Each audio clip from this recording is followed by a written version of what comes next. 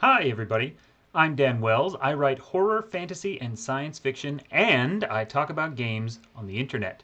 Today, I'm going to be talking about the Alien Archive for Starfinder, which is their monster manual. They even made it alliterative to fit in with the idea of a monster manual. Ooh, sorry about the light there. Um, this is a wonderful monster manual. In fact, I don't know if I'm going to go and say that this is hands down the very best monster manual I've ever seen, but it's certainly close. And the reason that it is so good is because it does a lot of things that most monster manuals don't do. This is much more than just a catalog of enemies you can fight.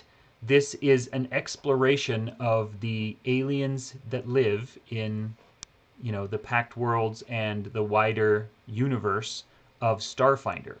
And as such, it includes a lot of, monster catalog kind of stuff, but it includes a ton of other stuff too. Most notably, let's talk about it right up front, a bunch of alternate alien races that you can choose as player races. So let's get down into the thing here. So as we're going through Starfinder, anytime you come across an alien that looks like it might make a good player race, the odds are that it has got the stats to make it a player race. So let's see if I can find one. Here we go. This thing. What? This thing is insane. There's no way. Oh, the Barathu. See? And even some that you don't think would make sense as a player race. This is like this floating psychic thing that is just like there, and you can be one, which is crazy. But I love that they are allowing a lot of really non-standard aliens in this, and that they have the racial traits for them lined up. Let's find some more. Blood Brothers are really cool monsters, but they are not player race capable. The Contemplative. Okay, so the Contemplative here is basically a normal humanoid creature, which, millennia in the past evolved into this super psychic thing. And so you can be one if you want because they've got the racial traits for them. And so here's your kind of normal humanoid body down here. And instead of a head, there's just this enormous brain. And you float. They have this psychic flight power. They have this psychic senses power. And then from then on, they're just normal. You use them as you would a normal player race. And the book is filled with this kind of stuff. And some of them, I think that, can you be a Dralic? You can be a Dralic. Dralics are a great one to look at, actually, because they've got the monster stats. You want to fight a Dralic? You can fight a Dralic. Do you want to play as a Dralic? You can play as one. Do you think that this little weapon looks really cool? Where there's stats for that as well. And so throughout the book, they are using this not just, like I said, as a monster catalog, but as an opportunity to give you all of this extra stuff you can use. Do you think that Dralic staff looks cool? Or maybe you've defeated one and now you get its staff? Well, you've got that now. And they have lots of these entries include equipment. They include player stats. This one's a fun one. Dragonkin. This is essentially just the Dragonborn of Starfinder. And you can play as them. And they've got different kinds of things. They have their own little, oops, click twice, dragon glaives, which they can fight with. And you've got all the stats for those at the different levels. So they've really gone out of their way to do some really good stuff. Now, let's look at some of the other things that I think are neat. Oh, Sarcessian, that's another player race that is that can travel in the void. Anyway, no, what I wanted to find here was the... Oh, first of all, these guys are adorable. Skittermanders. They're on the cover of the book. They're a lot of fun, and you can be those as a player race too. And I love that their primary trait is that they are helpful. And they are kind of easily conquerable, but impossible to conquer because they just want to help you. If you move in to conquer them, they will try to help you. If somebody moves in to try to conquer them, well, they'll try to help them too. They're just very adorable little things who only want to make everyone's life easier, and I think they're cute. But let's talk about the Symbians. This is what I wanted. So these are monsters you can fight. They are also living equipment that you can attach. There's a helicopter passing right over my house right now. We'll let that die down. Excellent. So these are symbiotes.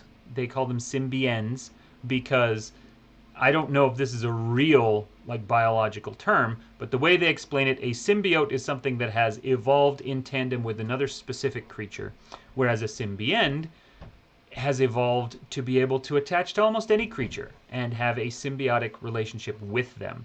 And so this is something that I've seen dealt with in a lot of Palladium games before, like Rifts and Splicers, but putting it into Starfinder, they've got a bunch of different options. So they have the Paragon template graft, the Dream Peddler template graft. The other one here is called Damoritash's Arm template graft. And in every case, they explain a little bit about what they do, what the symbiont gets out of it, what the symbiont grants to the host. And so it's like this little parasite thing that lives on you, but that grants you some extra powers and some things like that. So it's a really neat idea, and some of them can be hostile. Some of them are maybe granting you powers you don't want, such as extreme aggression, which is what the Damoritash's Arm graft does. So there's a lot of really interesting play options as you're going through this, which is really cool. Now, if we keep going through here, oh, this is another one of the player races that blew my mind because it's this weird energy thing that just kind of looks like that, and yet you can play one, and that's bonkers to me. But I'm glad that they have all of these options. No, what I'm looking for in here is there is a monster in here that is, oh, and we've passed it. There's a spaceship. There's a couple of them that are like living spaceships, which I think is so cool. And let's see if I can find where it is. Here it is. So an Oma, this is like a giant space whale. And so they have stats for it here, and it's a colossal thing. And if you want to fight one, then you can fight one. If you want to fight one as a ship, then they've got the stats, I think, to fight it as a ship. Or to convert one into a ship. And then there's another one, this one right here. Ah, I skipped past it. The Nova Spawn. This one is a ship, and so instead of having like a CR, a challenge rating, it just has a tier size, which is how they classify spaceships. And so it says huge starship aberration, and it's this big thing, and so it's described in terms of systems, and all of its stats are given for starship combat rather than for, you know, person combat, which is so neat. And so they have not just, this is not just let's make some science fiction versions of the Pathfinder monsters. That's not what they're doing at all. They've really taken the time to go through and come up with the wildest, craziest, most interesting ideas that they could think of.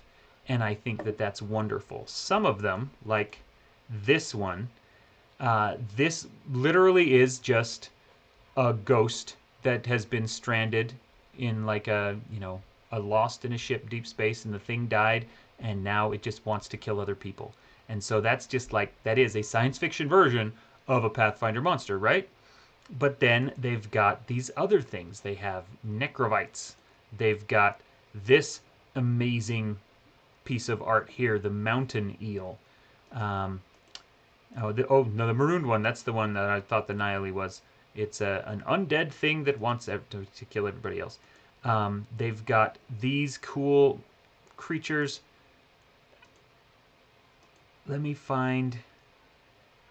Okay, so the Kasaric is pretty rad because this is like a big nasty monster. It's a plant technically, and it comes after you and can steal your abilities. It can like just by touching you with a tentacle, it can learn skills that you know. It can learn languages that you know. It can do just some really fascinating stuff. And that's nothing that we've really seen before with other monsters. Now, I could talk forever about how neat I think all the monsters are, but what I'm going to do instead is talk about this section, creating monsters and other NPCs.